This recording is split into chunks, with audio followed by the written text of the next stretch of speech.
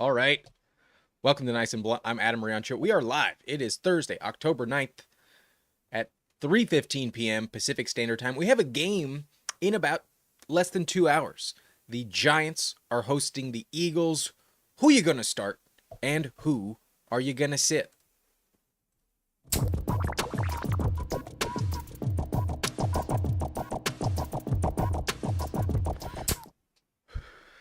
Didn't intend to do the intro twice, but sometimes things happen that you don't expect, and you just roll with it. You just got to roll with it.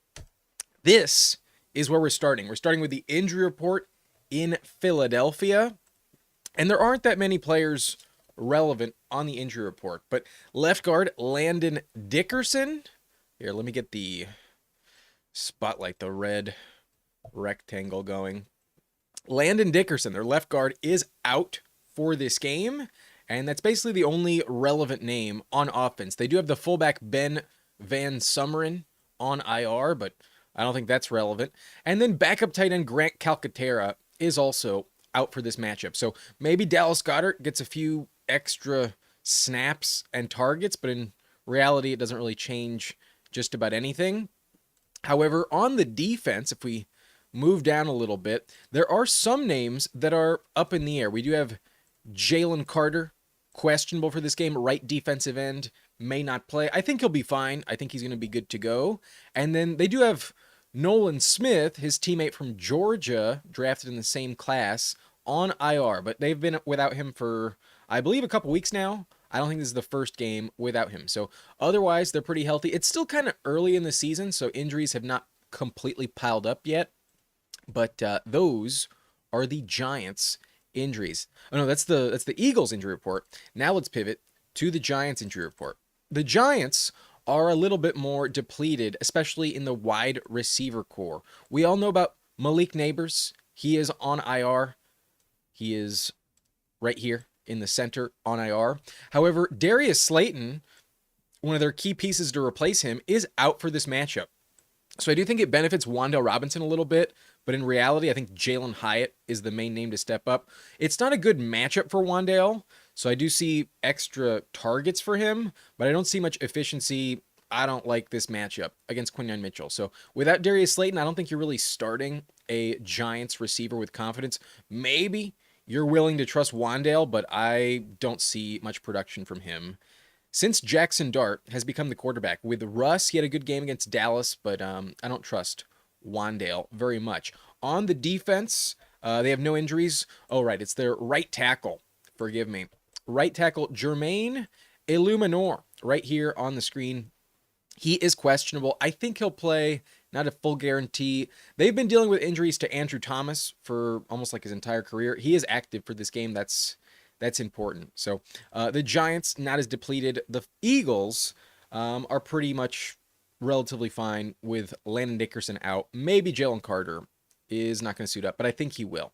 Anyways, let's move on. Let's get to the starts at every position. We'll talk first about the Eagles running backs, and boy, this is blown out much bigger than I would like. Let me get this in the right spot.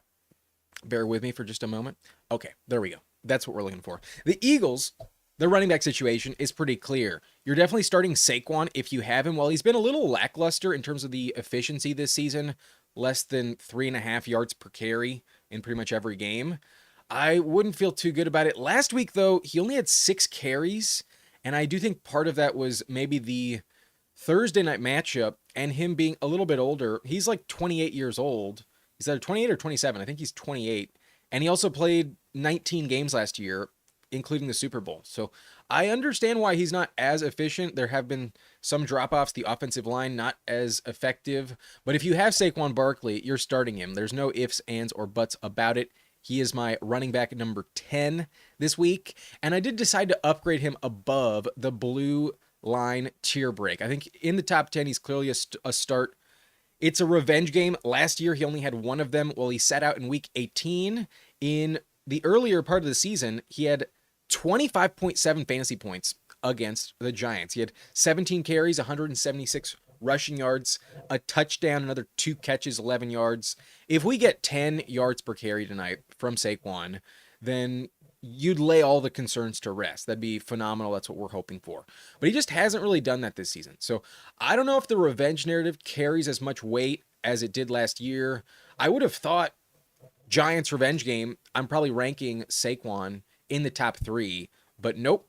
I did that with Josh Jacobs this week against the Bengals, an excellent matchup for him. The Giants are actually a really good matchup for opposing running backs, but I still don't feel like I've seen enough from Saquon where he's just going to dominate a game with 150 yards. I do expect a touchdown for him, but I don't expect a guaranteed 100-yard projection. His efficiency has not quite been there up to this point. So definitely going to start him. That is a no-brainer. And you're not going to start Will Shipley, but I got to be honest with you. I think Shipley is one of those handcuff running backs that should be rostered on way more leagues. He's barely owned at this point, like less than 30% last I checked, and that just doesn't make sense to me. If Saquon were to go down, you want Shipley in your lineup. He'd be a top 15 running back. He would be in the JCM, Rico Dowdle type of tier. You know what I'm saying? It's just a matter of time where some of these running backs start to get hurt. So it could be a full year with Saquon. It could be only one more game. It's a Thursday night matchup. Who knows? Saquon could go down before the night is over. I don't want that to happen, but with handcuffs, you got to look at projected value. And even if they can't be started, I would roster Will Shipley among some other names. Him and like Ray Davis, I have in my top 50 as rosterable handcuffs. But that's it for the Eagles running backs. Are definitely starting Saquon at the RB10. And then for the Giants running backs, it's kind of an interesting situation tonight because Tyrone Tracy was not on the injury report that I mentioned earlier. He is active, good to go for this game. He started practicing on Friday. He was limited. On Monday, he was limited. And now he's off the injury report. Tracy will suit up. So Scattaboo is not a lock in the lineup. I have Scattaboo as my preferred option. I do think he is the better flex play tonight. He's my running back 23 going into this game. And I think if you are in a pinch as a flex play, I would expect somewhere around 8-10 points. Not elite production, but in the passing game, I don't think he's going to go away. And I still think he's their most explosive, dynamic player, especially with no Neighbors or Darius Slayton. Other names need to step up. I do trust Cam Scattaboo, relatively speaking, to still be the guy in the Giants offense. I think he'll hold on to the majority of snaps. So I would consider Scattaboo a top 25 play. I'm comfortable with him in the lineup, even above Jaylen Warren in a terrible matchup. Tony Pollard has also been a little hit or miss this year. I'm willing to bet on Scattaboo one more time, but I could be dead wrong about that. I'm definitely going to acknowledge the risk. I do have Tracy in the top 40, so there are some options that you could do better with, obviously, but I would roster Tracy, and I also see some upside. He does have touchdown vulture potential. That wouldn't be good. He could also really contribute in the passing game alongside Scattaboo. There's injuries in the receiving core. I think Tracy could be live to catch like 4 passes because in week 1, he was the starter. In week 2, he went down. And if we look at the touch split between Tracy and Scattaboo in week 1, it was overwhelmingly in his favor. They do like him. They do kind of trust him. He had 10 carries to Scattaboo's 2 in week 1. And then in the passing game, Tracy had 5 targets and Scattaboo only had 2. That was week 1. It's week 6. It's a different situation. But I don't think Tracy is irrelevant. I do think he is worth a roster spot, and it's possible that he retains his job. I think Scattaboo probably keeps it, but it's possible we get like a 60-40 split in favor of Tracy, and I'm ranking them incorrectly. So I might be way too high on Scattaboo. Not going to lie about it. I trust him, but I don't really have like the biggest conviction about it. It's just that I think he's the better player, and I think he's literally their best offensive player. So even if his touches are like even with Tracy, I think he'd do a lot more with them, and I also expect more targets to go in favor of Scattaboo. Last week against the Saints, Scattaboo had 15 rushes for 59 yards. He also had 7 targets for 6 catches, 45 yards. Scattaboo is one of their better options on offense. So he also fumbled. That's not good, but I still prefer him over Tracy. Long story short, flex Scattaboo. I would bench Tyrone Tracy this week. Let's move on, though, to the quarterbacks in this game where, as always, you are definitely going to start Jalen Hurts. Let me shrink this just a little bit. Jalen Hurts is not my quarterback 9. I'm not sure why he's listed at 9. I think I forgot to update that. He is my quarterback 4. So sorry for the little typo there. But Jalen Hurts, I do have in the elite tier. I have him at number 4. Above the blue line, I think he's a must start. The only guys I would put above him would be Josh Allen, Patrick Mahomes, and Jaden Daniels against Chicago. I think Jalen Hurts against the Giants will play well. If we look at his last 4 games versus New York, he's not averaging a ton of passing yards, but that's never what he offers. Only 215 per game. He has 4 passing touchdowns in those 4 games, so about 1 per matchup. And then he does have 2 interceptions as well, but that's not terrible. 50% odds of a turnover. That's kind of typical. And then in the rushing department, he's not elite against them. He actually only averages 36 rushing yards per game, but also has 4 rushing touchdowns in that span. That's always what you expect from Hurts. It's like a 80% chance, basically, that Hurts scores a rushing touchdown. It feels higher than that, honestly. Very, very high. So Hurts has averaged over 21 points per game against the Giants in the last 5. I would expect 20 plus. I think he'll contribute. I expect a rushing touchdown for Jalen Hurts. So I would start him. He's my quarterback 4, not number 9, inside the top 5. And outside the top 20, I do have Jackson Dart at QB 23. He does offer some rushing value. Last week he had 55 rushing yards. He also had 2 passing touchdowns, but only 202 passing yards. And then he also had 3 turnovers, 2 interceptions, 1 fumble. And it was kind of shocking he didn't turn it over against the Chargers, a much better defense than the Saints. But on the road last week, he was pretty bad. They did lose to the Saints. So Jackson Dart, not a safe play, but the rushing value definitely gives him some appeal. I wouldn't start him, though. I don't like this Eagles matchup. I'd rather go Aaron Rodgers or Trevor Lawrence. And then I have them in a clear bench territory. I think Rattler, Bryce Young, Kyler, Herbert, Darnold, and Mac Jones are more in the low-end streaming conversation. Dart, outside the top 20, not a safe play, in my opinion. I would be benching Dart and starting Jalen Hurts. So that's it for the quarterbacks. Now we can move on to the wide receiver position, where in Philadelphia, I do believe you are starting both options. I think A.J. Brown needs to be in the lineup. I'm ranking him at number 14 this week, and that's exactly where I ranked Jamar Chase last week, coming off of the Pat Surtain matchup. Jamar Chase was much better against even the Lions. So I think A.J. Brown will be far better against the Giants. The Giants are a terrible defense this season. They are a top 5 spot for running backs in fantasy, but then they're also a top 5 matchup for wide receivers in fantasy. So A.J. Brown should play well. If we look at his last 4 games against the Giants, he's averaging 8 targets per game, just shy of 5 catches per game for 84 yards and 2 touchdowns. So on average, that's 13.8 points per game. That's very much a start-worthy player in your lineup. And I think based on how things have gone, I would expect a touchdown for him. But it has been shaky. It has been pretty gross and pretty disappointing. So maybe you don't fully believe it. That's why I couldn't rank him top 10. I love this matchup for him. He has played well. In those last 4 games, he actually has a minimum of 70 receiving yards in every matchup. He's been very effective. Most of the time, he gives you 90 yards against the Giants. But it's just weird vibes. It's strange. Their offense sometimes doesn't need him in order to win. And that's where A.J. Brown does not rank top 12. At number 14, though, I would be starting A.J. Brown. And then I'm also going to start Devontae Smith, but I actually dropped him down 5 spots as I looked a little deeper into this matchup. On Wednesday, yesterday, I ranked him at number 20, but I dropped him down 5 spots because the last time he played the Giants, he had only 2 targets, 1 catch, and -2 yards. That's nothing special. It was the Saquon revenge game, though, so that was definitely a reason. Like, they won pretty comfortably. They didn't need Devontae to contribute, and that's just the risk. Like, it could be another game where he does not need to contribute. So I'd rather go A.J. Brown this week. Last week, Devontae was phenomenal, though, so I wouldn't want to bench him. But he is a bit big play dependent, and if it just doesn't go his way, if the targets aren't there and it doesn't click down the field, then you could be left with a rough game. So he's not a lock in the lineup, a high-end flex appeal player, though. At 25, I would flex him but I think I'd rather go with Brian Thomas Jr. or Matthew Golden. I'm really high on Golden this week. And then any Chargers receiver would also be a better play. But at 25, odds are he is in the lineup. He has been really good overall throughout his career.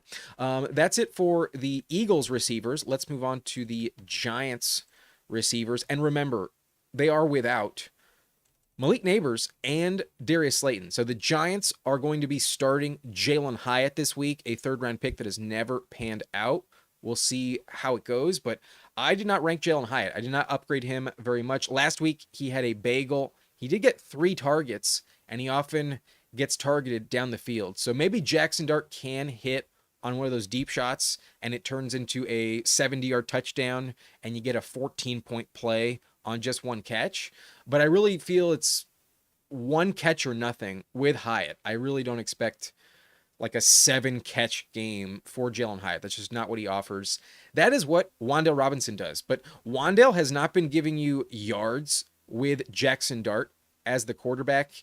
He is my wide receiver 47 on the list. And if we look at his last 4 games versus the Eagles, he's doing nothing special. He's getting over 8 targets per game, 6 catches per game, but only 42 yards on a single touchdown ever in his career against the Eagles. So if you get less than 50 yards and literally 7 catches tonight, don't be surprised.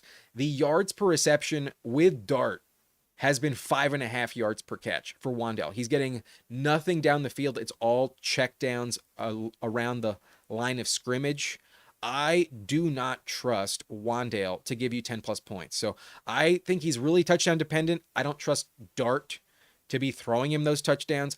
I don't see any upside for Wan'Dale. If you want to just bank 7 points, go ahead. But even that isn't like the biggest guarantee. He could just give you like 5. I feel like he's going to give you somewhere between 5 and 8. And like, who the fuck cares? Why not swing for the fence? I'd rather be starting Jalen Hyatt almost straight up. Like from an upside standpoint, it feels like I could either get 20 points with Hyatt or nothing.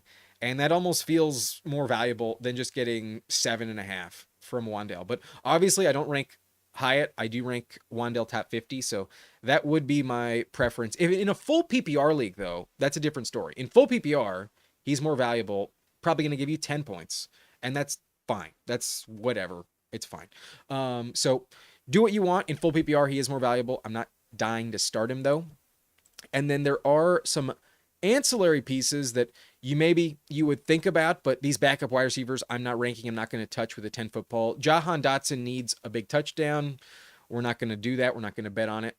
And we're also not going to bet on Beau Collins, who did contribute last week after Darius Slayton went down. He had 3 targets as well, just like Jalen Hyatt, but Collins only had 1 reception for like 13 yards. And if I'm going to shoot for upside, it would be with Hyatt. So didn't rank either of these 2 backup wide receivers. I would not start them. Not even pick them up off the waiver wire. But at the tight end position, it's actually really interesting this week. I think Theo Johnson is a good start. I like Theo Johnson quite a bit. In 2 games with Jackson Dart, Theo Johnson has 3 touchdowns. Last week, Theo Johnson led the team with 7 targets. That was tied with Wan'Dale Robinson. He had 6 receptions for 33 yards and 2 touchdowns. That is his role. Jackson Dart likes him in the red zone. That's 3 touchdowns in 2 games. And other than Scatterboot, he's really the only player who's found the end zone other than Neighbors in this offense since Russ has been benched. So I really like Theo Johnson. I think he's a very good pickup. And this week, I do rank him at top 10. He's my tight end number 9. I think you will get a touchdown tonight from Theo Johnson. I think the Giants will at least compete. I don't think they're going to win, but I think they're going to compete at home. It'll be kind of similar to them competing against the Chargers. And that's why I'd rather go Theo Johnson than Dallas Goedert. You would expect Saquon to contribute a little extra tonight, given it's his former team. I think A.J. Brown gets a much better matchup than Goddard. And if Goddard isn't scoring a touchdown, he's never giving you like elite volume and elite yardage. So I think Goddard should be started, but I think I'd rather grab Theo off the waiver wire and start him. I see touchdown dependency from both, but I do think the odds are high that both of them do get it. So Goddard's been decent this season. I think if you have him, you should keep starting him at tight end 10. I would keep him in the lineup.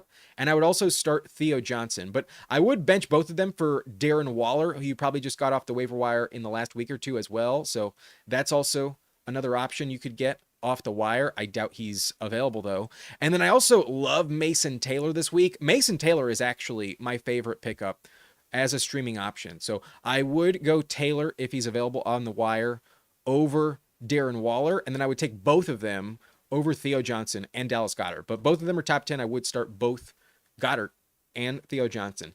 Last point I'll make on this is the stats for Goedert in this division rivalry. If we look at his last 4, he has never scored a touchdown in this sample size against the Giants. Last 4 games versus New York, no touchdown. But he is averaging 50 yards per game. He has a game with 4 catches, 55 yards, a game with 7 for 71, another game with 6 for 46, and then like 3 years ago, he had one for 2 catches, 28 yards. So in general, he gives you 50 plus yards against the Eagles on about 5 or so receptions, but does not find the end zone. That's why I think the odds are higher on Theo Johnson tonight. I'd rather go Theo Johnson than Dallas Goedert. But start both of them. And then almost wrapping up here, we do have, one more tight end I want to mention. I did not rank Daniel Bellinger, but Bellinger is actually a very interesting DFS flyer tonight. I think the projections on Bellinger could be way too low because last week he had 4 targets. He caught all 4 of them for 52 yards, and that was 7.2 points. If you're telling me you get another 7 points from Bellinger tonight, I wouldn't be that shocked, but I wouldn't push it. I'd rather just go Theo Johnson. He's a backup tight end. It feels too random and hard to trust, but I could see another 4 targets for him, and he has been somewhat productive. However, Theo Johnson has been better from a touchdown standpoint. So I definitely prefer Theo, but Bellinger is a name to watch, and I think he's worth wagering on from like a, underdog lineup perspective, but I'm not going to start him in my lineup. It could be, though, that he steps up in spot of Darius Slayton, in replacement of Darius Slayton. Jesus. I could see Theo Johnson be the next man up, aside from the 2 Giants, Theo and Wan'Dale. Anyways, Jesus Christ. Tongue-tied on that. I need a sip. I think the cotton mouth from those pipe rips are getting to me. Okay. At defense, I'm going to be starting the Eagles defense tonight. I definitely trust them against Jackson Dart. They've been better lately, and I think off the Broncos loss, they will be a little extra motivated. I'm hoping Jalen Carter starts, but I do think the Eagles are a top 7 play. So at defense number 7 in my top 10, the position's actually kind of weird this week. Some good options have weird matchups, and then the Texans and Vikings are also on bye. So I think if you have the Eagles, I would just roll with them. I would start them, but the teams I prefer, I rank higher, are the Packers, Steelers, Rams in the elite tier, and then the Broncos, Chargers, and Patriots. I prefer those 6 teams over the Eagles. Otherwise, I would be benching every other defense for Philadelphia. I'm going to be benching the Giants, definitely not trusting them against Saquon and Philly. I could see them be competitive tonight, and the Eagles don't have like an elite offense, but I don't expect them to force many turnovers. And I would not start the Giants. You don't want to be going after the Eagles on offense. So bench the Giants, start the Eagles, and then last position to mention would be the kicker position. And I would drop both kickers. I would not roster either the Giants kicker or the Eagles kicker.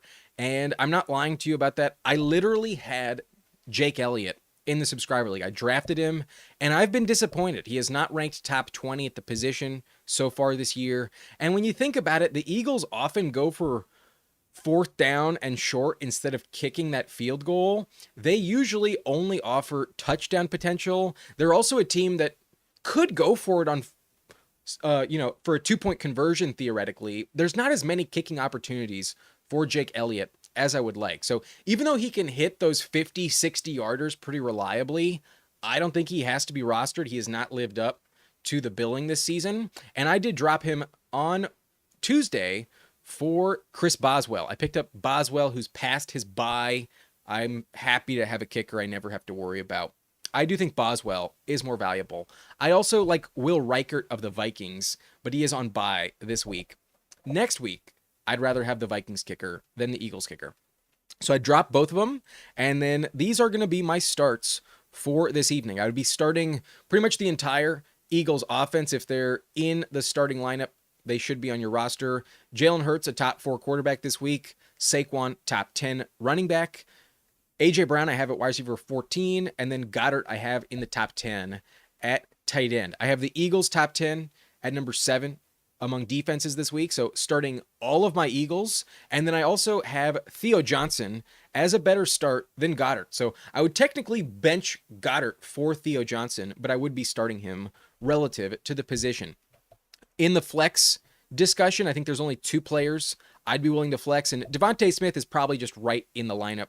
I'd probably keep him there. But I'm going to keep Scadaboo in the lineup. I think he's too explosive and too dynamic. This game is also interesting because he is Saquon's replacement. You know, there is like a narrative looming in the Giants organization that they were just so stupid for letting him go. But if they win tonight on the back of Scadaboo and Tyrone Tracy, wouldn't that kind of negate the argument a little bit? Like letting him go to Philly is a massive mistake. That's where you really went wrong.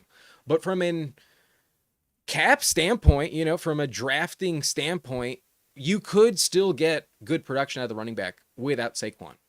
They're much younger. I do still think Scadaboo has some upside tonight. I would flex him in as a top 25 running back. But everybody else, I would be benching. I do not trust anyone here on the screen in the lineup. I'm not going to trust Jackson Dart. Not in his third start. No way. Tyrone Tracy's interesting, but I need to see him back on the field with Scadaboo as the starter before I lock him into the lineup. So going to bench him. Slayton isn't even active, so maybe you dropped him, but can't start him. The Giants defense against Philly, no fucking chance. And then Bellinger is interesting, but not going to roster him or start him, that's for sure. And then Jalen Hyatt in DFS could pop off for like 80 yards and a touchdown, but in general, I'm not going to be starting Jalen Hyatt. You're also not starting Will Shipley, the backup running back, Jahan Dotson, the backup wide receiver, and I do think you can drop Jake Elliott if there's a better option, which odds are there are. I don't consider Elliott a top 12 kicker at the moment. So that is it for the Starts It video. But lastly, to wrap up the stream, we do have my final score prediction for the night. So let me get my face out of here. I think this game is actually going to be a little close. I don't feel like we've seen the Eagles offense really look prolific. And I do think because this game is in New York, I think the Giants are going to play somewhat well. I think they won't, just lay an egg. And I think they start off a bit hot. I think they will score a touchdown to Theo Johnson. I think Scadaboo can find the end zone. And I think Dart can scramble to get them in field goal positioning. Remember, the new season this year in the special teams department have led to a lot of short fields. It's actually like 20, 30 yards, and you're already kicking a field goal, sometimes even less, off some really good punt and kick returns. So I think the Giants will score 2 touchdowns and 2 field goals, put up 20 points, and the Eagles will win, but their offense isn't going to drop 4 touchdowns, and they don't kick that many field goals in general. Final score 24-20. I think it's within a possession, and I would take the Giants to cover. I think plus 7.5, you're getting the hook. That extra half point is huge, and maybe it's a blowout. Maybe Dart has way too many turnovers, but I don't feel like the Eagles are as elite as last season, and I could see a Thursday night game in New York, or I guess Jersey, lead to some weird outcomes. I could see a potential upset. I wouldn't bet on the Giants money line, but I think covering the spread minus 118 is actually my preferred option. So I agree with the poll. 88% of those who answered are taking Philadelphia tonight. They do believe the Eagles will win, and I agree. I did pick the Eagles to win, but I think it'll be closer than some people think. I do think the Giants will cover the spread. Historically, Hurts off a loss has had a rough time covering the spread. So Eagles win 24-20, but do not win by 8. That will be it for the main broadcast. But, there is one last thing before I move on. Let us bring up tonight's Underdog lineup, and I am an Underdog partner, and using code BLUNT, promo code BLUNT for new customers gets you $100 in bonus funds after you play your first 5. So theoretically, tonight, if you want to deposit $10 and join Underdog, not only will they give you a 50% sign-up bonus, when you make your first deposit, you get half of it matched. If you use those $5 in bonus funds, you will turn them into $100. That is the deal using promo code BLUNT. The link to sign up is in the description. You can scroll down and find it. And let me show you how I would be spending those $5 on this game. This is my first lineup tonight. Let me get it a bit more centered. I put down $5 and the expected prize is $222. It is Boost-tober on Underdog, and every day there are profit boost tokens that will increase your payout with extra bonus funds. So this one I used a 40% token, and I believe about $60, something like that, is going to be in bonus funds if this hits. So 222, the lump sum, and these are the 3 projections I hit the higher with. I'm going all higher tonight. I'm not going to be pessimistic. I see a bit more offense from the Giants than some people might expect. And Cam Skattebo, I think, will contribute, especially in the passing game. I think he will get at least 3 receptions tonight. And based on his talent, I do think that'll turn into at least about 20 receiving yards. So I was tempted to make this projection tougher, but if you want to increase it, it's up to 25, and I'll just stick with the easier outcome. Give me Cam Skattebo higher than 16.5 receiving yards. I think he will hit the higher tonight in the receiving game.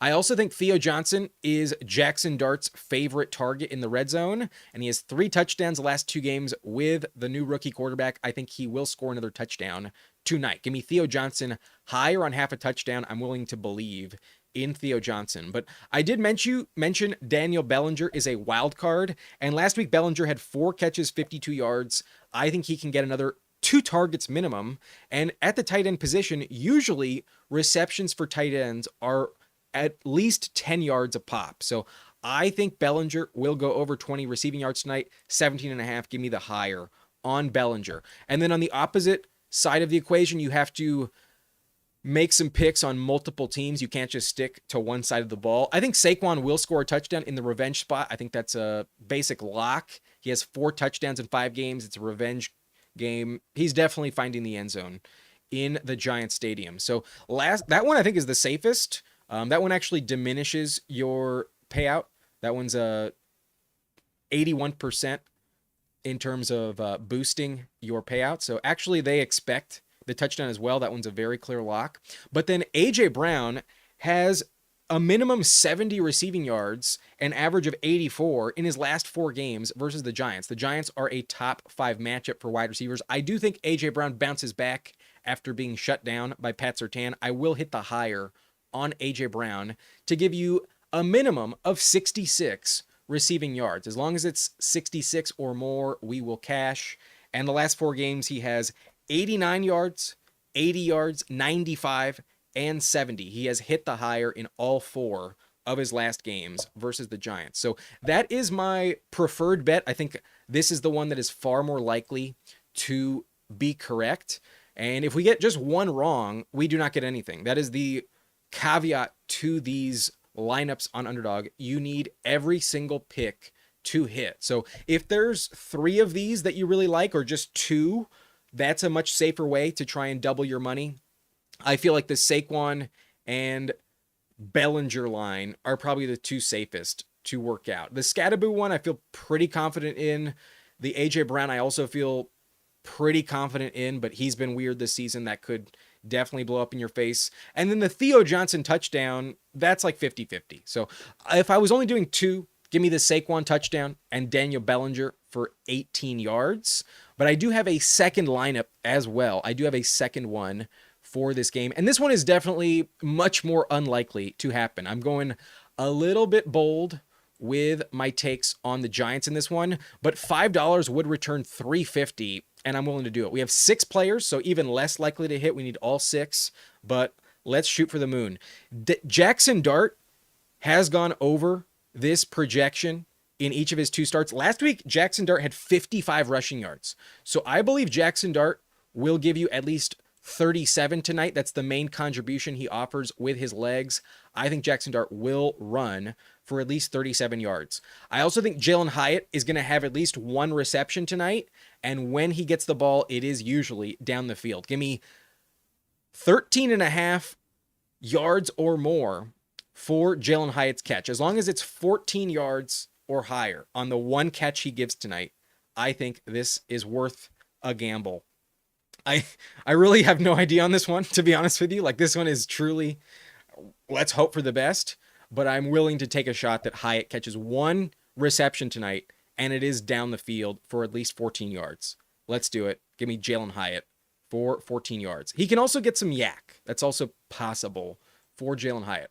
I do think Scatterboot will contribute in the reception game, so give me 3 catches or more for Scatterboot, higher than 2.5. And then Bellinger, we're bringing him up again, but the line actually decreased, so I'm really happy about this. The projection is less difficult to click. Only 15 yards on this one. So love this line on Bellinger. Get it while you can. I also am sticking with the Saquon touchdown. That one feels like a lock. And then we're also going full send on this. Theo Johnson with that touchdown does show up again on this lineup. So that's what I'm hoping for. These 6 I doubt will hit. But interestingly enough, last week, the two entries I showed you, the one I didn't think was going to happen had 4 out of 5. The one I did think would happen had 3 out of 5. So we were 7 out of 10 last week, but unfortunately the 5 that were correct were not on the same ballot, and neither of our picks last week did hit. In sad fashion, it did not work out. So those are my entries tonight, and that's going to wrap up the main broadcast. So I will get to your questions now, and let me get back to the main page.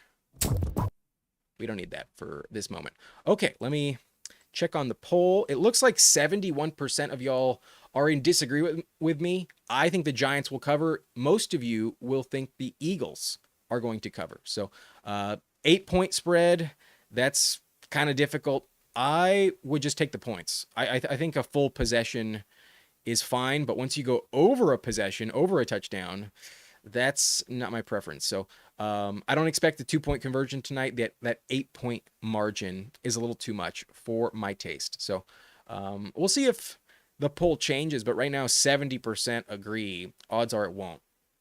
Odds are it will not. Let me get your chat questions on the screen here. Give me just 1 minute. Less than that. It's not going to take that long. But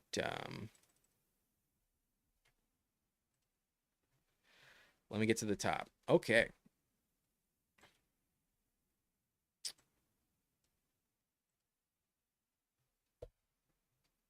Where is it? Welcome in, Jamie.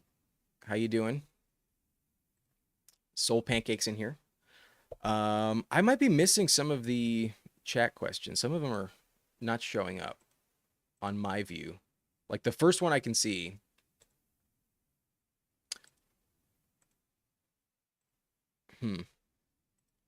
Anyways, I don't see your question, Soul Pancake. It's like blocked by some of the stuff in my view.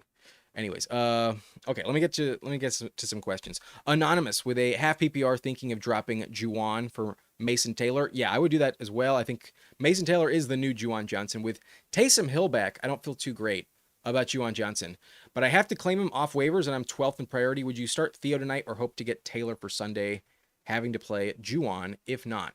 I would start Theo today. I would definitely start Theo if you can get him right now in the next hour. I do think Theo is a better start than Juwan Johnson. Not just this week, but probably rest of season as well. Soul Pancake saying, do you guys think Johnston going to play Sunday for the Chargers, or should I switch him out with Dobbs from Green Bay? I did not see the blurb on Quentin Johnston. Let me find out regarding Quentin Johnston. I would assume he plays.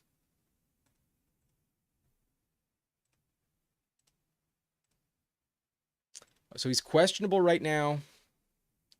Was limited in practice Wednesday with a hamstring injury. If he's limited Wednesday and doesn't get downgraded, I would expect him to suit up. If he's limited all week, then Johnston will suit up.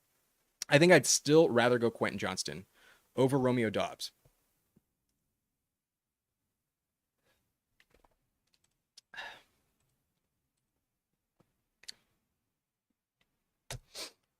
Jamie says Phillies are great versus tight ends, only allowed 39 and 20 yards to the position besides Kelsey for 4 for 60. Sometimes I'm willing to bet on a player. I feel like the role that Theo Johnson has and the injuries at wide receiver make me kind of feel like the matchup's kind of irrelevant. If it's a good matchup, then that's great, but if it's a mediocre matchup, I'm not going to be that crazy about it. They did also give up a touchdown last week to Evan Ingram. So I think you're discounting that from this equation. If you get a touchdown, that moves the needle at tight end. I think Theo Johnson will score a touchdown just like Evan Ingram last week. Rizzy, don't love your job your love. I haven't seen the viral clip, but I agree with this sentiment. Let the job love you more than you love the job. Jamie with his phone unavailable for a while, but Jolly Pop with, I believe, a question here. Justin Herbert, Matt Stafford, Josh Jacobs, Judkins, Rashad White, Walker, AJ Brown, JSN, Diggs, Keenan Allen, Kyle Pitts, Ingram, Browns, Steelers. I don't know if you're asking, having a hard time picking who to start. Okay, at quarterback, I'm going to be benching Herbert. The offensive line is just not meshing for him, and the Ravens are so bad on defense. 100% give me Stafford at quarterback. At running back, you have to start Jacobs this week. Elite matchup against the Bengals. Top 3 in my rank, so definitely go Jacobs. And then I would roll with Rashad White over Judkins. The Bucs offense is just too prolific, too many touchdowns. Judkins gets the Steelers. Not the best matchup. He should be fine, but I would probably flex Judkins. So starting 2 running backs, give me Jacobs and Rashad White. And then at receiver, we're definitely starting JSN. And then tonight, I'm willing to start AJ Brown. I would be starting AJ Brown as the number 2 receiver. So at tight end, I'm going to go Kyle Pitts over Evan Ingram. I prefer Pitts with Mooney kind of banged up. And then your flex decision would be Diggs versus Judkins. I think I would go, that's pretty close. I think I would go Quinshon Judkins because he's such a workhorse. A safer floor, more likely touchdown. Diggs is playing well, but probably falls off. Comes back down to earth after the revenge game. Keenan, a little bit of a gamble with the 3 receivers. If Quentin Johnston doesn't play, then I go Keenan. But if he does, then I would go Judkins in the flex. This is a good point. Sometimes the trade questions are like so insane.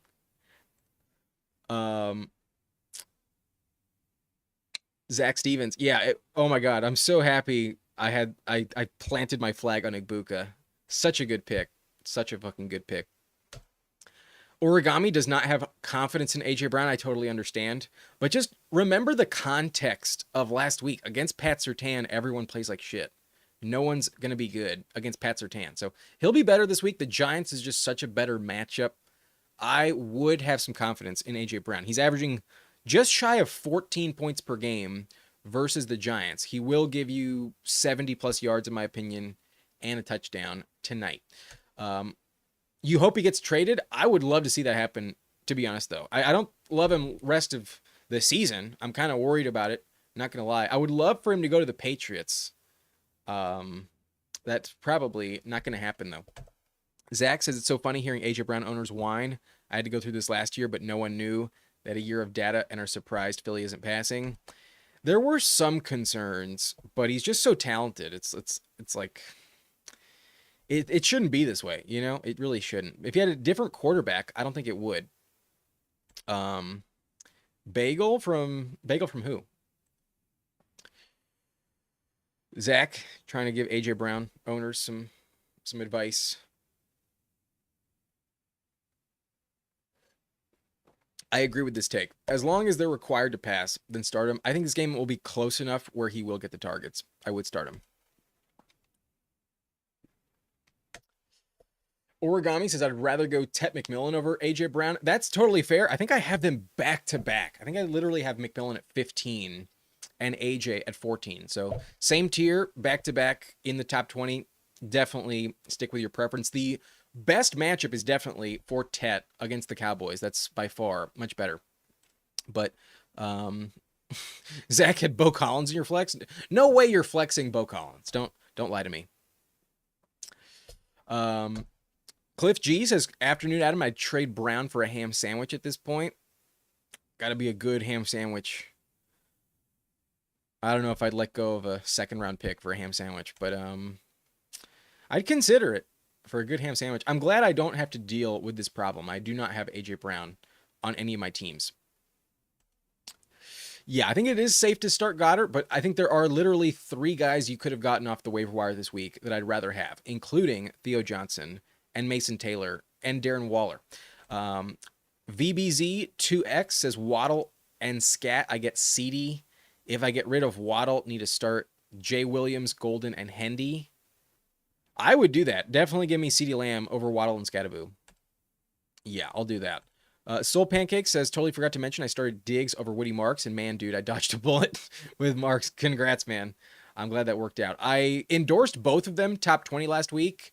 I was definitely too high on Woody Marks. At least I had Dowdle above Woody Marks, but I did tell you to start both of them, and I'm glad you went with Diggs over Woody Marks. Origami also has Theo now feeling tempted. I would start Theo. I think he will score a touchdown. I like Theo Johnson. With all the injuries they have at receiver, I think his role is pretty locked in. He's a go-to target for Jackson Dart. And Bellinger does also factor in, especially with Slayton banged up. That just, it forces their hand. They have to throw it to other guys. Thinks it'll backfire.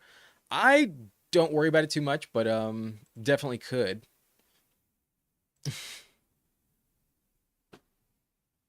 Yeah, their roles are much different. Theo, I think, is the guy you want in fantasy because of the red zone value.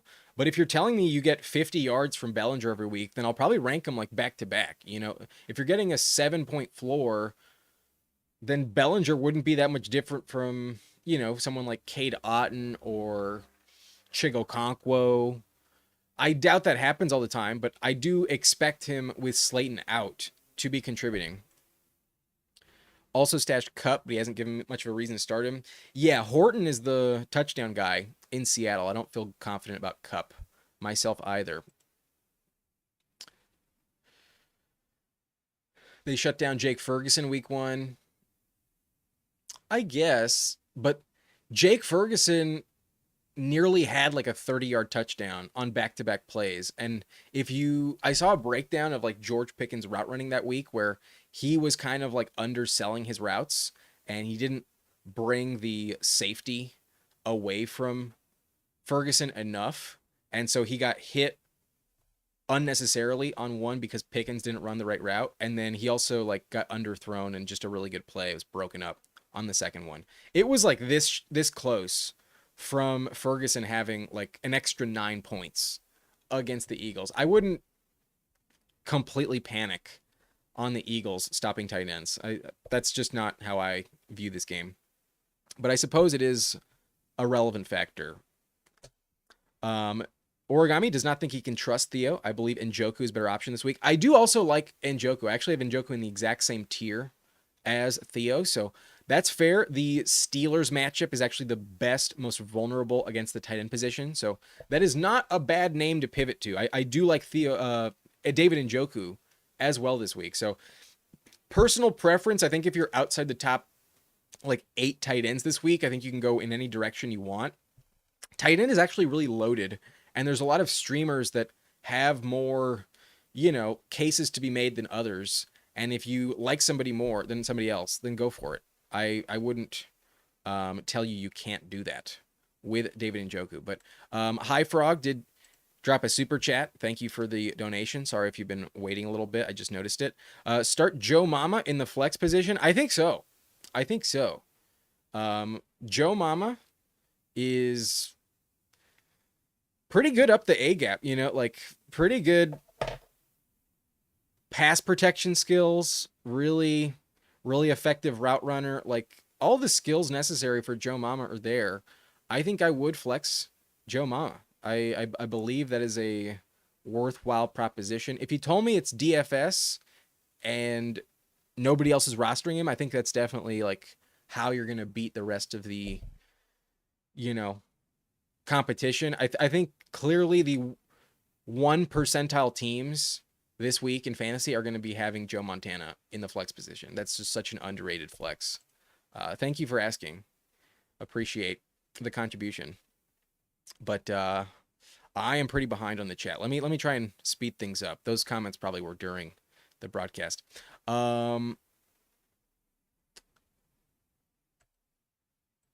Jarrett says, I believe this is Waddle, or is this Wandale and Shaheed? This is one letter off of two different typos. I believe this is Wandale or Shaheed. That would make more sense. In full PPR, I would go Wandale because I would expect a lot more volume for Wandale, but I could still see Shaheed outproduce him.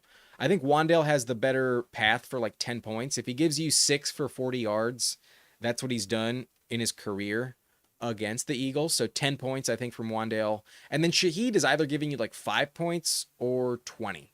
Like Shaheed is giving you like 6, 5, 7, or like last week, 20 points. I would go Wanda Robinson for the safer floor. We starting Robinson, drop if not. If he does nothing this week, then I would drop him. Dart just doesn't look his way. I would not start him though. I would definitely keep him on the bench. Dev, since this thinks this will be a beating, I'm not convinced. I haven't seen enough from the Eagles to feel like they are going to win by blowout that often this year. And in division on Thursday, I think anything can happen. No worries, Zach. No worries. Jamie says Goddard can get about 10 points, which is average to tight ends versus the Giants. I like Devontae this week. Giants give up second most points to the slot, and he plays 55 snaps in the slot. I think he's fine, but I think the way the new play caller is operating, he's a bit reactive from week to week, and like not getting A.J. Brown involved last week, I think might pivot back in his favor. I don't really trust the play caller to be like dialed in where everyone is like consistently hitting. So I could see Devontae kind of flip-flop and have like a roller coaster rough game, but I would still start him. He's still in the flex conversation for sure. You like him for 8.7 points this week. He is averaging 7.2. Oh no, he's averaging 7.4 in his last 4 games versus the Giants. He has no touchdowns there. I don't think he scores a touchdown, but we can smoke it up for sure. Yeah, let's take a little break ski. Actually, no, it's 4:08. Let's wait 12 minutes. At 4:20, we will smoke a little more. But Origami, yeah, you don't trust Theo yet. That's fine if that's your personal preference. Trust your gut. But Sean Andres is saying pick one for a flex: Zach Charbonnet, Kenneth Walker, or Garrett Wilson. I'm gonna bench Garrett Wilson this week against Pat Surtain. If I have the Seahawks running back core, it's sad because you should like feel confident picking Kenneth Walker here. But last week, Charbonnet was actually the better play. And it's not like he has much upside. So because Charbonnet is so touchdown dependent against the Bucks, it's not a good matchup for that. Like running on the Bucks is really difficult. Oh no, they're playing Jacksonville this week. Last week was the Bucks.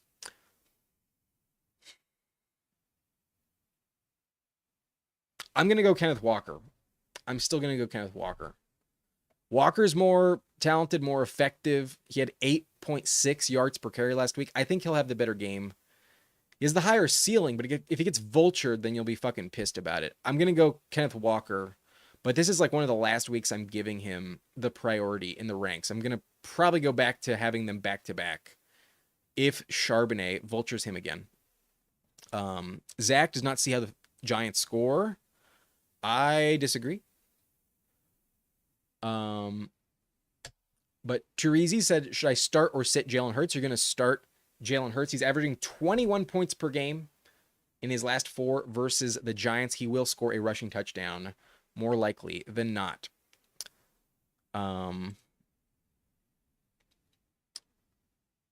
But this is a fair point, Zach. It does help to know who the backup is. But in general, a top 5 quarterback is going to be in your lineup no matter what.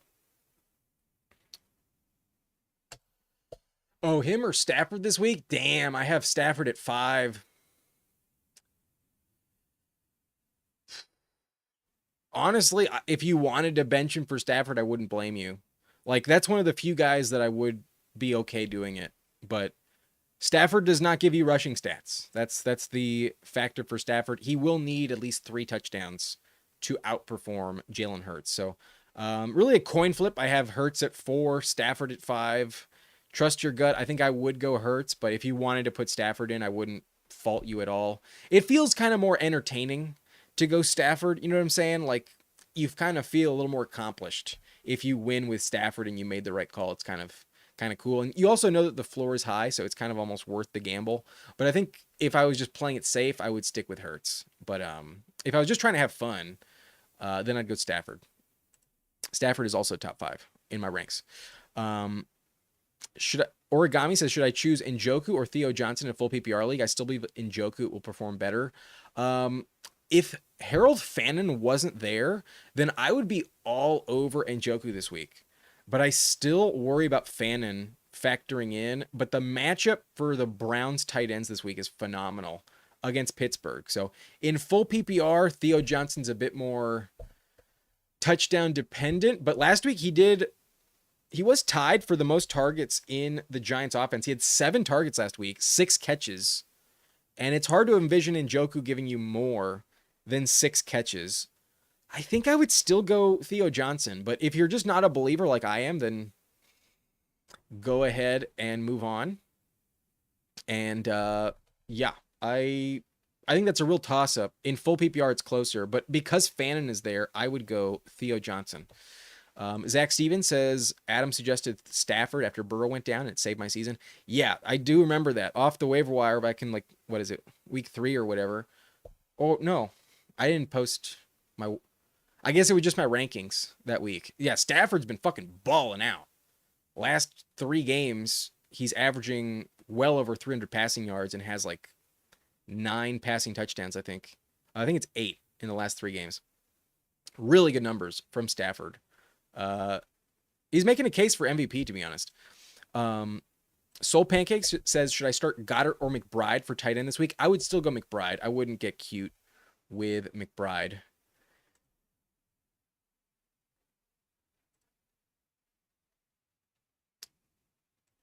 Terezi says, I'll trust y'all on Hurts. Last week, I feel they need a win for the soul, and it's 4 points. If it's only 4 points in the passing touchdown department, then I would not upgrade Stafford enough. But if you wanted to start him, that's fine. I wouldn't think you're crazy for it. Sean says, Zach Sharps, Kenneth Walker for flex. Also, I have Garrett Wilson. I think you asked this question as well. We're going to go Kenneth Walker, but I don't feel great about it. He's more of a flex play, but I'd go K9 over Sharps. Would y'all see Patrick Mahomes scoring higher than Hurts? Like, should I sit this week for Stafford? I think Mahomes outscores Hurts, but I think Hurts is on the same footing as Stafford this week. Yep, Jay Boogie, this is pretty basic, pretty straightforward, but I would start Theo Johnson. I would also start Cam Scatterboot as a good flex play. But yeah, pretty straightforward this week. Overall, it's kind of obvious. Everyone except for Brown, you mean? I'm not sure what this is in reference to. But let me try and go a little faster. Jolly Pop, appreciate you. You are goated as well.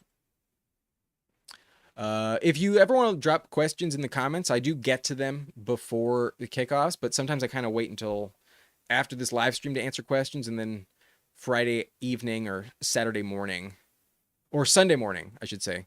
Saturday evening, Sunday morning to answer them. Sometimes I get to the questions a little late, but I do answer the questions. You can always drop a question. I think we answered this as well. I would take CeeDee Lamb in this trade, VBZ. I'd rather have CeeDee Lamb than Waddle and Scatterboo. Lamb probably doesn't come back this week, but should be back in the next game. And rest of season, that's way more valuable than Waddle. Jolly Pop says, Browns defense sold me with your opening coverage or last video with how good their rush defense is. Arthur Smith loves to run as Steelers OC, so Steelers defense or Browns defense. I would rather go Steelers against Dylan Gabriel. I still think Rodgers can carve up the Browns defense a little bit. So I would go Steelers defense, but Browns I do have in the top 12 this week. I don't think the Steelers are going to win by blowout. Definitely not an elite offense this week against Cleveland. Origami says, it changes tune. Willing to go full Theo. I like it. Theo is very high potential this week. I prefer Theo over Goddard. That's for sure. But someone just offered Jamie a 2026 third rounder for Flacco. Why not? Why not? July says trade JSN and A-Chain for Josh Jacobs and CD full PPR. I think I would do that, man. I'd rather have Jacobs than A-Chain, but it's full PPR. Maybe not. Actually, maybe not. The only reason I would do it is because you get the best player in the trade with CeeDee Lamb, and then Jacobs is a little bit healthier, typically speaking. That's a very fair trade. You're kind of downgrading at running back in full PPR to move to Jacobs, but then you're definitely upgrading a little bit with CeeDee Lamb. Lamb is going to miss two games with the bye and then this week, so yeah, I'd probably wait another week as well. It's such an even trade that to get that extra week of injury from Lamb, probably not worth it. But on paper, if you put a gun to my head, I'd rather have the CeeDee Lamb and the Josh Jacobs side of this trade. I'd rather have Lamb. Terezi says, I got Stafford on waiver. Unfortunately, others didn't see potential like me. Yeah, Stafford and Dak are playing just as good as Baker. It's insane how good they are. We got 3 more minutes until 4:20. We'll be lighting up. And then I'm going to do some daily drafts after this. But after 2 beers, I'm feeling confident about AJ Brown and Theo Johnson. I'm glad you're feeling more optimistic. I hope it works out though. I hope I'm not wrong. I hope we're not losing tonight. Would anyone start Henderson over Scadaboo? I would not. I'm not ready to go Henderson over Scadaboo. Anthony says pick 2 for PPR, Rashad White, Cam Scadaboo, or JCM. We are going Rashad White and JCM. The Tyrone Tracy health situation is one reason to be fading Cam Scadaboo. Not as safe with Tracy coming back. Give me JCM in an elite matchup against the Bears, and then Rashad White with Bucky likely out. I would also start Rashad White. But, oh, shit. Hello, Kane. Damn, you coming in with a $50 donation, bro. Damn, that's really generous. I would like to let you know if you're willing to do this another time. I'm not asking you to donate again. I really appreciate it. Thank you so much. But YouTube does take a big commission. If you wanted to send a donation through Venmo, I'm going to be linking my Venmo down because to miss out on $25 is kind of disappointing. You know what I'm saying? Like, thank you so much, but sadly, YouTube's policy does take some commission. But let's get to your question. He wants my Mike Evans and Daniel Jones. Full PPR league for Keon and Stafford. Would you make the trade? I have Puka, by the way. Also, my flex pick 2, Scadabo, Rico, Ridley. Okay, we have some multi-factors in this question. Someone wants you to give them Daniel Jones for Evans, and they're going to give you Keon Coleman and Stafford in full PPR. I mean, Stafford is so good, it's worth considering, but I think I would just much rather have Mike Evans in the Bucks offense than gamble with Keon every week, giving you less than 5 points. I think I would hold on Evans and Daniel Jones. I don't think I'd give them up for Keon and Stafford. I like getting Stafford, but I think you can get a much better wide receiver than Keon Coleman. Like, if you told me it was Waddle and Stafford, I'd probably make the trade. But Keon and Stafford, fuck that. I'm not going to do that. And then you're also asking, Pick 2 in the flex, Scattaboo, Rico, and Ridley. Give me Rico Dowdle 100% in the revenge game. And then I'm gonna go Calvin Ridley.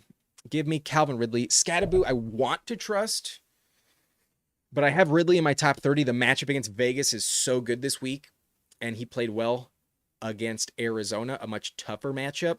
I would rather go Ridley than Scattaboo. I worry about Tracy just enough to fade Scattaboo. Give me Rico Dowdle and Ridley in the flex. And thanks once again for the donation. That is very generous of you. $50. Don't see that every day. Thank you, Locaine. You the man. Chirizi says, to be fair, I didn't think much of it, but I'll gladly gatekeep this guy since his production.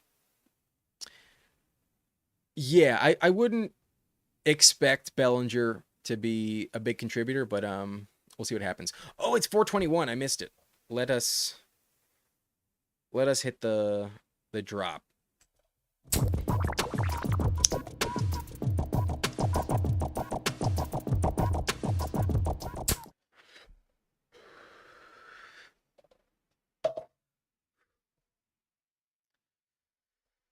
Almost forgot, but always nice. We're about an hour before kickoff, so get your questions in. Yes, Jamie, appreciate you for mentioning this, but we're only 1 minute behind. That's okay. Akshay says I trade away Sutton and Swift for Breece Hall and Travion Henderson. Team is now Daniels, Judkins, Hall, Hendo, Harvey, Charbonnet, Chase Brown, Lamb, Egbuka, JSN, Kraft, Mason Taylor in a 12-team PPR start 7. Damn, you are pretty loaded.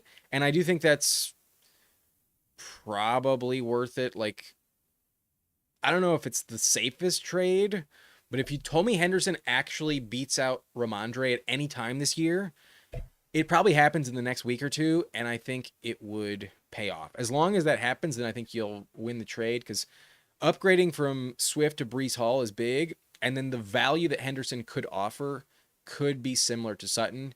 You have really good receivers, so you're not starting Sutton that often, but it is a big gamble. Moving from Swift to Henderson, not a lock to pay off, but I think it's worth a gamble. I'd be okay with that. I'm also starting to pivot my tune on Breece Hall this week. I think Breece Hall is going to fucking dominate. Breece Hall has had a house call, like a 50-plus yard touchdown in each of his games against Denver in his career. I think Breece Hall in London is going to pop off for a 60-yard touchdown. I think Breece Hall has a great game this week. What moves to make and how the team is looking?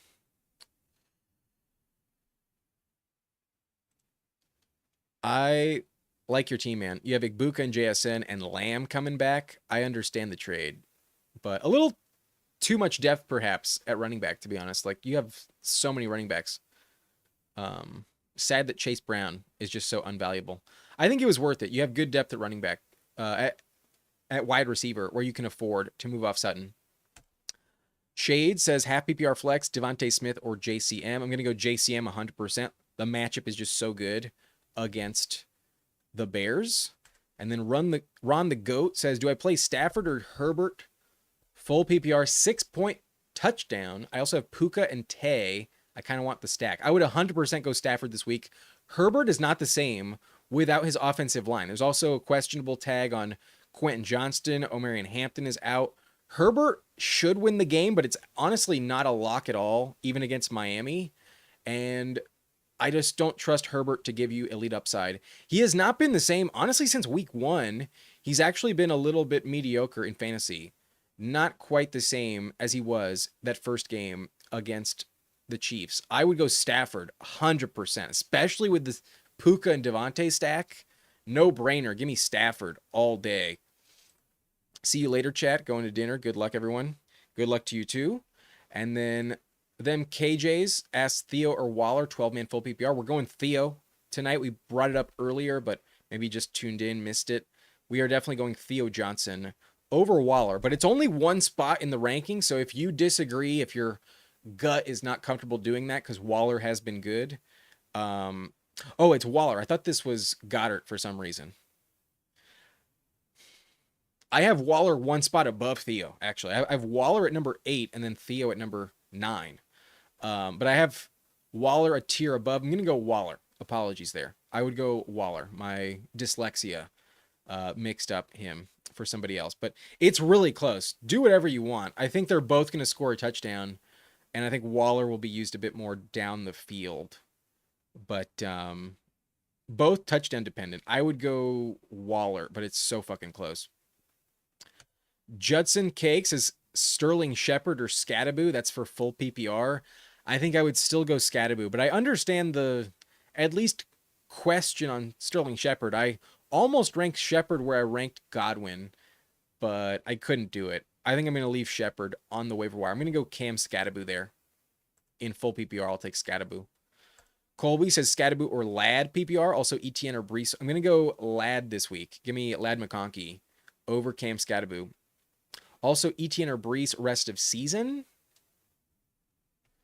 The Braylon Allen injury actually makes Brees a bit more interesting. Brees and Etienne have both been like really efficient. Etienne has been scoring more touchdowns, so he's been better, but that could always flip randomly. But I think I'd rather have the Jags offense than the Jets. It's super close, and this week I'd rather be starting Brees Hall, but rest of season I'd rather have the Liam Cohen running back. I would go Etienne, but it's very close. They're in a very similar tier. This is a really fair trade, in my opinion. Etienne for Brees. If you preferred the other side, if you'd rather have Brees Hall, I would understand. I think I'd barely rather have Etienne. And by barely, I mean like Etienne is like running back 16 rest of season. If I had to guess, like off the top of my head, that's around where I would rank him, running back 16 or so. And then Brees would be like running back 17 or 18. Like they're both top 20, but they're probably not top 12. And then most weeks in bad matchups, they'll be closer to flex plays than must start. So it's very close, but really good question. I think I'd rather have Etienne by a hair. Colby says also might as well throw in Tonjes or Juwan PPR. I'd go Jake Tonjes as long as Kittle doesn't start. I'd go Tonjes because the wide receivers are also not expected to play. And last week Tonjes had 11 targets with no Pearsall or Juwan Jennings. No, I think you're good. No worries, Ron. You're welcome. Then KJ says, I find myself lost in thought too. Sometimes you just drift off into the ether. Brendan Tierney says, start Tracy or Michael Carter at flex. I'll go Michael Carter 100%. After the DeMercado fumble, Carter's the guy, no doubt about it. And he'll get so much volume. Like 20 touches is locked in for Carter. Give me Michael Carter. He catches like 4 or 5 receptions as well. 100%, Michael Carter. Terezi says, only reason I'm stuck is because week 5, while Hurts doing his high upside rushing games, he's a top option, but Mahomes been running the rock in a conservative way. Yeah, they've held back Mahomes in the rush department lately, but he's always live to lead the team in rushing. And I think against Detroit, he will contribute heavily in that department. That's going to be a necessity to run and scramble. I think Mahomes is the better start over Hurts this week, but I would go Hurts barely over Stafford. Okay, I'm going to do a daily draft real quick. I'm also going to set my lineup, make sure I don't have any players tonight where I'm like, oh shit, they need to be in the lineup. Oh, what the fuck did I? I hit the wrong button. That was weird. I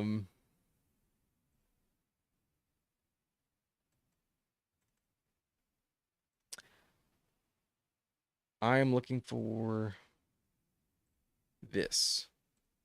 Okay. So this is my subscriber league team. It's loading. Oh no, this is my full PPR team. This is my 12-team full PPR team. I'm 2-3. My team name is Jerry's Dementia, and I have CeeDee Lamb on IR. So for me to have 2 wins, I'm ecstatic about it. Lamb should be coming back next week, so I'm being patient. But to be 2-3 with Lamb on IR, I'm very happy about that. So this is my roster. I think we're gonna go Herbert on this team. I have both Herbert and May on both of my fantasy teams. and I like to go with one on one team and then one on the other.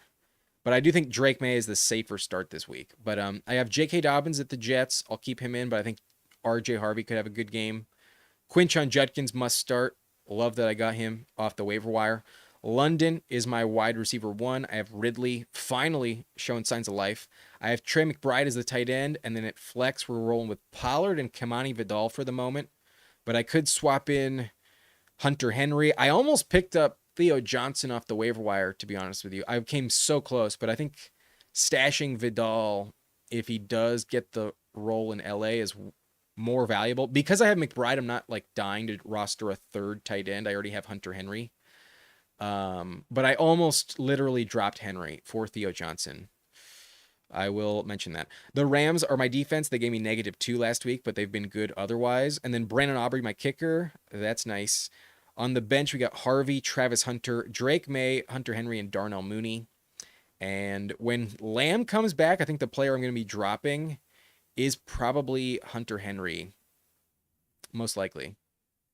Either him or Travis Hunter. We'll see how Hunter does this week. But if Vidal is asked, then I'll drop Kimani when Lamb has to be activated. But for now, I'm stashing one more guy. So nobody plays tonight. I don't have to worry about lineup decisions there. And then this is my subscriber league team. I am also 2-3 in this matchup. In week 2, I probably should have gotten the win, but I faced the highest score on the week, like the third highest on the season, by like 1 point or something. So I lost in week 3 when I think I should have. But in the lineup, we have Drake May, Bijan. Glad to get him back off of bye. And then Travion is my RB2, sadly, because Hampton I have on IR. I might start Kareem Hunt. I'm going to be honest with you. I might be plugging in Kareem Hunt instead of Travion. I'm also stashing Kendry Miller on the bench. But then at wide receiver, I'm rolling with Emeka Egbuka and Devontae Adams. I went really, really fragile at receiver, and it's really paid off. I picked the right two guys. And then tight end, we're waiting for Kittle to come off IR. It's expected to happen in week 7, not week 6. So Ingram would be my backup. He's in the lineup right now. And then I have Jacoby Myers, but I kind of want to bench him for Darnell Mooney or maybe even Kareem Hunt. I don't know if I'm dying to start Myers this week. If Bowers sits, then the Titans matchup is worth it, so I'll still keep starting him. But Myers has been really disappointing. I'm not too happy with Myers. And then I do have the Packers defense. I also have the Chargers on the bench. And then I just dropped Jake Elliott at kicker for Chris Boswell. And I like that Boswell is past his bye. And Boswell wasn't like amazing the last 2 games, 3 and 4 points. But in the first 2 weeks, he had some high upside, 14.5 points with 2 50-yarders. And then had 12 points with 3 field goals, 3 extra points against Seattle in week 2. So they've kind of cruised to victory against the Patriots and the Vikings. I expect more field goals from Chris Boswell. I think he's worth rostering, but if he doesn't play well, I might pivot. We'll see what happens. And then on the bench, the only guy I didn't mention would be Herbert, who I mentioned on the other team. I'll start him, but this one I'm going to go May. And then I have Mooney as well on this team. Somebody dropped him during his bye, and I need some depth at receiver. Definitely, that's a thin spot. So I took Mooney off the wire. I'm interested in a trade. If someone in the subscriber league is watching or after the fact, I'm kind of interested in training. But nobody is playing tonight, so I have no lineup decisions to worry about. No one to make sure is not in the flex or the bench. And with like a half hour before kickoff, let me see if there's any daily draft I can do. Oh, yeah, we have some that close in a half hour. This one is almost full, $10, Primetime Palooza. We have the Thursday Night Football game, the London game, and Sunday Night Football. So the slate includes Eagles at Giants, Denver at the Jets, and then Detroit at Kansas City. Let's have some fun. I'm going to do one of these Primetime Paloozas $10 entries, unless there's a really cheaper one that I can hop into, but I don't think so.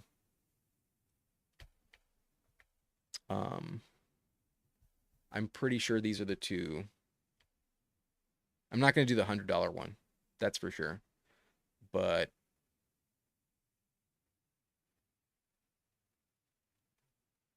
yeah, let's do it. Let's include this game. Let's go for it. It's almost filling, so $10. I got some bonus funds that expire on Monday, so got to use them while I can.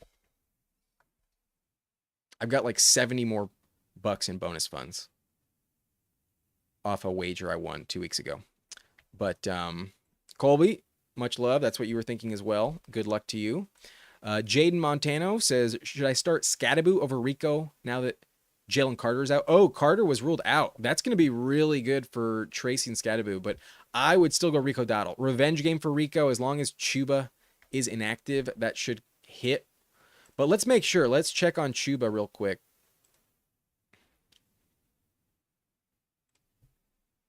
In Carolina, at running back, Chuba still listed as questionable. Did not practice Thursday and did not practice Wednesday. I am expecting Rico to start. Rico is the play over Scadaboo, 100%. The match against Dallas is great. Revenge spot. You got to go Rico after last week. I would worry about Tracy in the backfield.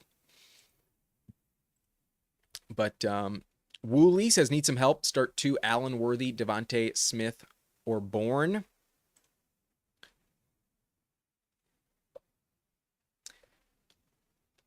%, start Xavier Worthy. And then I'm going to bench Devontae Smith right now in favor of Keenan Allen. However, if you tell me that Ricky Pearsall and Juwan Jennings are not active again, then I would start Kendrick Bourne over Keenan Allen. Bench Devontae tonight, and for now you're starting Worthy and Keenan. But if Kendrick Bourne is the wide receiver 1 for the Niners again, I would go Kendrick Bourne over Keenan Allen. Worthy will pop off. He's going to be great tonight. I'm going to go Breece Hall here. Running back will fall off a cliff. I've done a few of these and noticed that's how it goes. And then I do have Xavier Worthy ranked the highest among all the wide receivers in this player pool this week. So I will be taking Breece Hall and Xavier Worthy at this turn. Ideally, we get a Mahomes stack, but it's not the end of the world if that doesn't happen. So those were our first 2 picks. The first 3 were Saquon, Gibbs, and Amon-Ra. And then at the 4-5 turn, I took Breece Hall and Xavier Worthy. Pick 6 was Garrett Wilson. Not afraid of Pat Surtain, apparently. Judson Cakes is Vidal or Scadaboo. I'm going to roll with Scadaboo, but there's a chance that in an amazing matchup, Vidal does offer a higher ceiling, but I think I trust Scadaboo a little bit more. Jaden, should I start Scadaboo over Rico? No, we're going Rico. Bruce Leroy, flex Pittman, Devontae, Godwin, Ridley, or Ken Walker full PPR. We are going to flex Michael Pittman. Tempted to go with Ridley, but I feel like it's a safer investment with Michael Pittman. I'll take Michael Pittman. Origami, also a Drake May fan. May's really good. Jamie says Wandale or Michael Carter this week. I would definitely go Michael Carter. I don't trust Wandale to give you more than 50 yards. And Michael Carter is also going to catch like 4, 5 receptions. Caden says half PPR flex 1, Breece Hall, ETN, Sutton, Harrison Jr., or BTJ. I'm going to go Breece Hall there. I've talked myself into Breece Hall having an amazing game, and I'll go a little deeper after this draft. But Breece Hall has 2 60-yard touchdowns against the Jets, against the Broncos in his career. He's played the Broncos twice, and he's put up a house call in both of them. We do get sniped on Mahomes, sadly, so we're going to be pivoting to a much different quarterback situation. And with that in mind, the team with Amon-Ra just took Mahomes, so they don't need another quarterback. I'm going to set up the Goff stack. I'm going to go Laporta and Jamison Williams. because they're going to have to play well against the Chiefs. I know the Chiefs just lost to the Jags, but they're not going to be gifted a pick six, and I do think Mahomes plays well. The Lions made Jake Browning look decent. The Lions gave up like a lot of stats to Jake Browning. Jamar Chase had an amazing game. So I don't think the Lions defense is going to stop Xavier Worthy and Mahomes. I think Mahomes is going to play well. And if we're not going to stack him up with Worthy, I'm still happy to have Worthy. I think he's the second best receiver this week to Amon-Ra. But if you really think about the matchup for St. Brown this week, the Chiefs are elite at stopping number one receivers. I do kind of worry about Trent McDuffie and just the general game plan of Spags defense against number one wideouts. So even though JMO has been brutal this year, there's also that one game where he has 20 points. And if Amon-Ra is limited at all and the Chiefs offense plays well, then Jared Goff is going to be pivoting to other guys. So Sam Laporta, Jamison Williams, I think will have good games. And I do think it's a high scoring one. So I do see touchdowns. My plan is to stack Jared Goff with one of these last two picks. I have 2 picks left. It's a 6-round draft. We have Laporta and JMO. That stack is incoming. Only other question, though, is what do I do for the flex on this? Because I have my 2 receivers, Worthy and JMO. I have my tight end. I have my running back. My quarterback will be Goff. Do I go with Dallas Goedert? Do I go with Mason Taylor? He's actually my highest ranked tight end in this player pool. So I do consider Mason Taylor a very interesting bet. Garrett Wilson is going up against Pat Surtain. There's nobody other than Mason Taylor and Breece Hall who can catch passes. Mason Taylor has 12 targets last week, 9 catches. The week before that, 7 targets, 5 receptions, 65 and 67 yards in both games. I like Mason Taylor to have a really good game. So I'm going to let the timer expire. We're going to think about this. And then the only other guys I really like this late would be Tyquan. I prefer Tyquan over Hollywood and Juju, but it could definitely be Hollywood or Juju, so that's a big gamble. Franklin is interesting, but I think Marvin Mims has higher upside, so I think to mix it up, I might go Marvin Mims against the Jets. That's kind of cool. Elite upside there. And then I also like RJ Harvey this week for upside, but not the safest floor. Ingram is kind of interesting. I could also go Tesla. Do I go Tesla? Nah, Tesla's not getting enough targets. I think I'm going to go Mason Taylor. I think Mason Taylor has the safest floor, but it'll come down to touchdowns. If you tell me Mims scores a touchdown, he'll be the better play, but I see more volume for Taylor. I think Taylor is a very good pick in this primetime palooza. We go Breece Hall at the 4, Xavier Worthy at the 5, Laporta and JMO to set up the Goff stack in round 5 at pick 20. And then we do go double tight end. We take Mason Taylor as our second flex play. Not bad. I like the team. I think Worthy is definitely a must draft. And I like Breece Hall to have maybe not the same level upside as Gibbs and Barkley, but if you told me Barkley continues to underperform, still gives you less than 20 points, that wouldn't surprise me. He's been capped at 17 this season. And then Gibbs was also kind of limited last week behind Montgomery. Gibbs isn't the best, running back in the NFL while Montgomery's on the field. There is some capped upside with these two on occasion. There's higher potential, but if Breece does have that house call like he has put up against Denver, then he does have the highest ceiling. Odds are he's not the right running back to have, though. Odds are you want Gibbs and Barkley. But at pick 4, you don't have that option. They never fall to that point. So that's the team. That's our roster. Willie says, last one for me. Start 2, A-Chain, White, and Judkins. Hall, Dowdle. It's an 8-man league, so lots of options.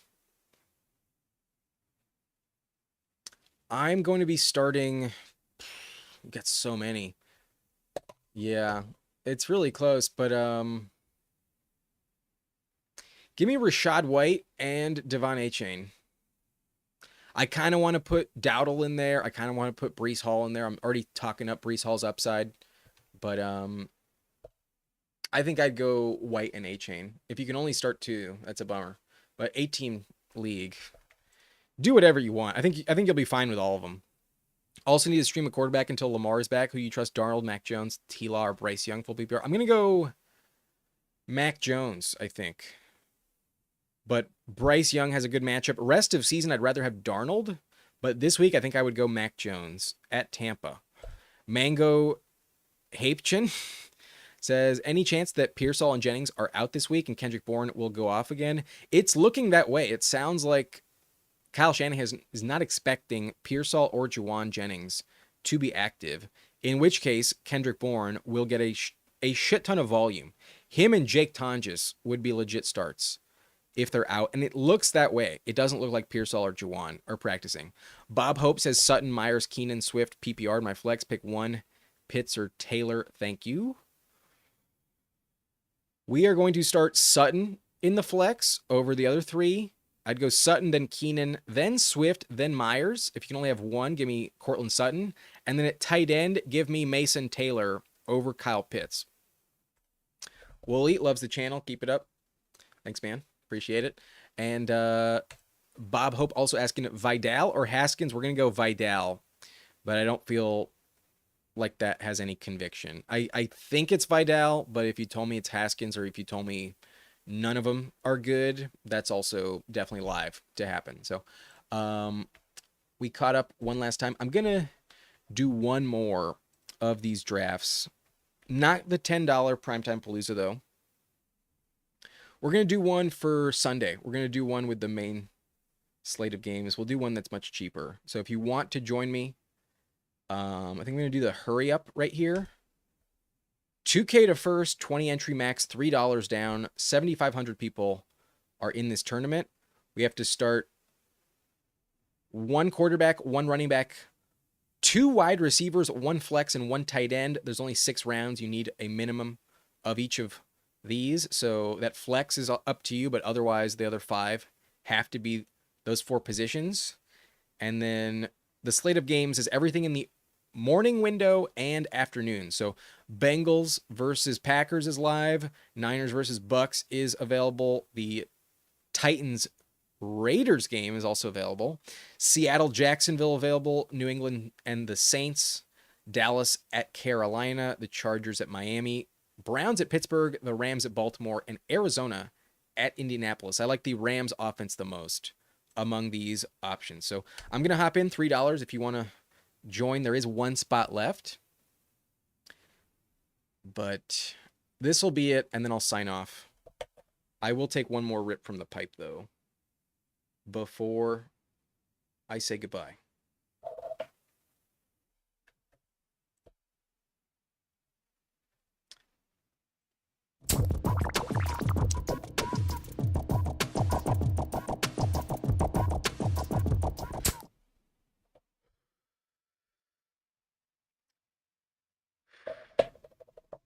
Still one more spot.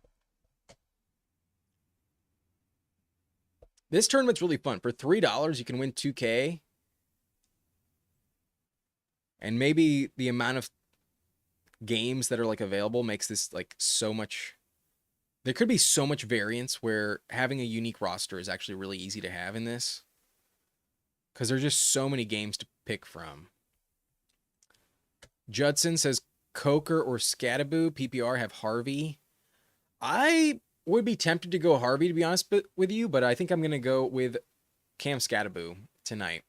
I think without Jalen Carter out for the Eagles, there is some value there.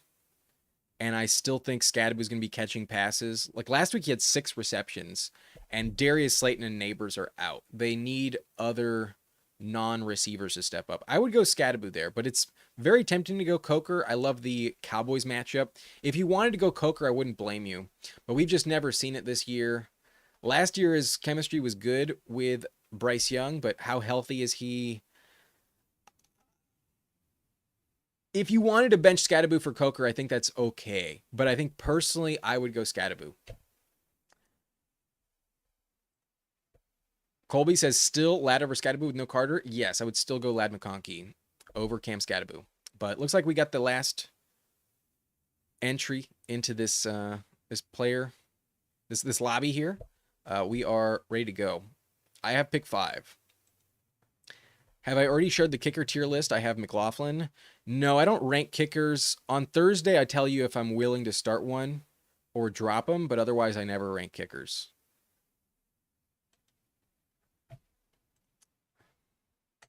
Okay, so with pick 5, can't imagine I get Puka, but I'd be okay with JSN this week. I think I might rather have Egbuka, though.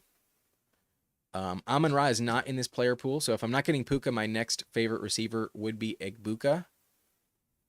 And I saw something that claims the Niners defense is actually, I think it's like cover 4, where Egbuka has like dominated. Don't quote me on that. I think I might be mixing that up with something. But whatever defensive personnel the Niners run apparently has been torched by Egbuka this season. But if I can get Josh Jacobs, I will take Josh Jacobs. I also love Jacobs' matchup this week. And maybe we can still get Egbuka coming back around. But I would expect Team 6 to grab one wide receiver. You have to start 2.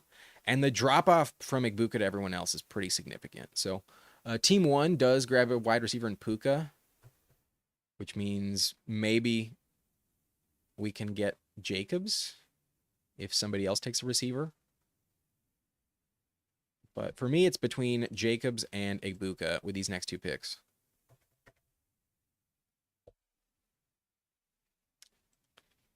Judson says, I meant Coker or Scatterboo, but also have Harvey. This keyboard is not good. I understood. Yeah, there's nobody else that has Coke in their name.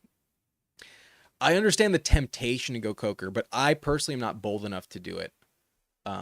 Last week, I thought I was really smart, and I ended up dropping Darnell Mooney to play Jalen Tolbert at wide receiver. I wasn't sure if Ridley was going to be healthy, and I was like, the matchup for the Cowboys receivers is really good.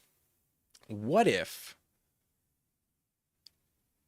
Sauce Gardner limits George Pickens and somebody else steps up? I'm going to start Jalen Tolbert with confidence. And Tolbert gives me a bagel, but Ryan Flournoy goes for over 100 yards. So even if a Panthers receiver does have a great game, you can just pick wrong. It could be Leggett. But I'm going to take Ashton Genty. The Titans matchup is elite, and we saw what Genty was able to do against Chicago 2 weeks ago. Like, Genty literally has 30-point upside, and they're going to be keeping the ball out of Geno Smith's hands. So in week 4, Genty had 21 carries, 138 yards, and a touchdown. He did fumble, but he also had 2 receiving touchdowns, 3 touchdowns on the game. So without the fumble, he would have had 34 points. Genty's ceiling is similar. The Titans have been just as bad at stopping opposing running backs as Chicago has been. But Teresa Palmer is asking, is this a good trade? Travis Etienne for Tyler Warren. Appreciate you. It's all about your team need. Straight up, I think it's pretty fair. Warren is a top 5 tight end. Once Kittle comes back, I can't really envision him being ranked lower than 5. So I do really like Tyler Warren. But if you don't have the running back depth where ETN is one of your critical starters every week, then I wouldn't give up ETN to get a tight end. Moving from running back to tight end is not the way I want to be doing it. So it's really team need dependent. It's all about your roster. And if you have the lack of depth at tight end, like if your tight end has been Mark Andrews and for whatever reason you can't pick someone up off the wire, but I can't imagine there's not good depth on the wire at tight end. There's a lot of good tight ends, even still on the waiver wire.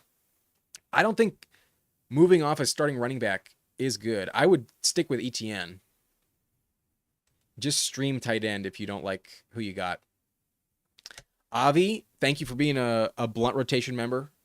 I noticed you joined the channel the other day. Thank you. Goddard or Theo Johnson tonight? I have both. I brought this up earlier in the video. If you want to rewind, you can get my full take on it. But I will go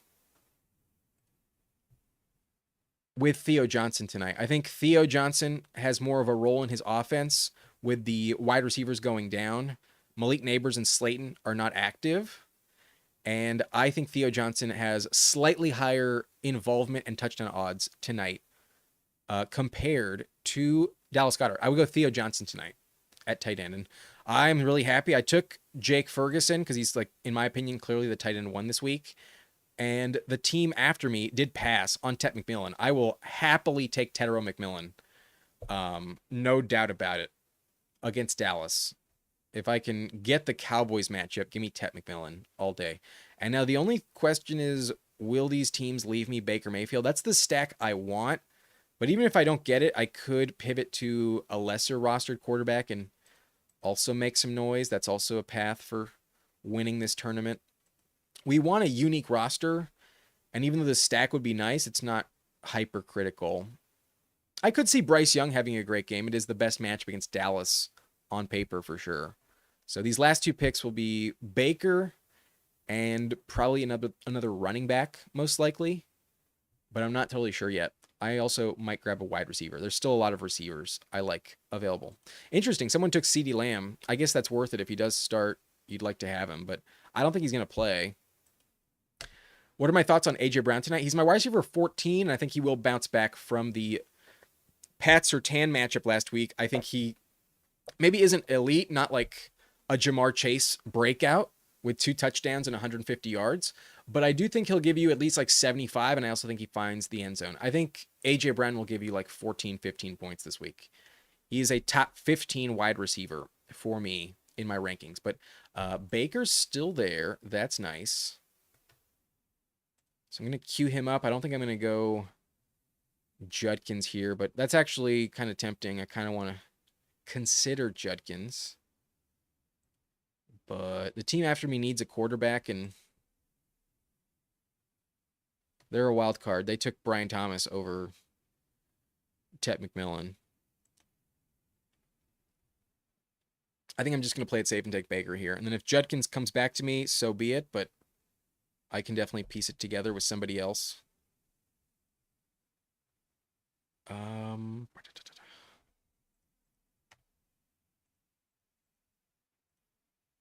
Are there any tight ends I would consider? I guess Waller's interesting. Tonjes is kind of interesting. Judkins is still there. And then compared to running backs, I mean, maybe somebody down the board pops off, but no one's really speaking to me. Like, the potential that Judkins has, this is a very safe start. He's tied with Saquon, and he doesn't have as many touchdowns. I'll go Judkins. Let's do it. ADP pick 20. I get him at 32. Yeah, let's do it. Baker and Igbuka, good stack to have. Genty popping off this week. Judkins, really underrated. And then Tet in the best matchup possible. And Jake Ferguson is the tight end 1, in my opinion, this week. So I think this team has a shot. We'll see how it goes, but I like it. I like it a lot. Okay, last question, then I'll sign out at 5. Judson Cake says, luckily, whatever happens with Scat, I've still got Genty with Judkins, who should ball out, and JSN and Igbuka, who have saved me all season while I wait for Rice. Oh, you got a good team. You're also waiting on Rice. You're going to have a good team. You're going to be good. All right, so that's it. It was fun. It was fun. And I guess before we go, we'll have one final rip. If you got it, smoke it with me.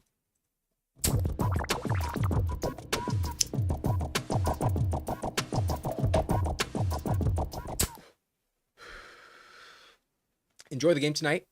Enjoy the broadcast, and I will see you tomorrow with the quarterback, tight end, and defensive rankings. Out, hopefully, before sunset on the Pacific Coast. Later, everyone. Goodbye.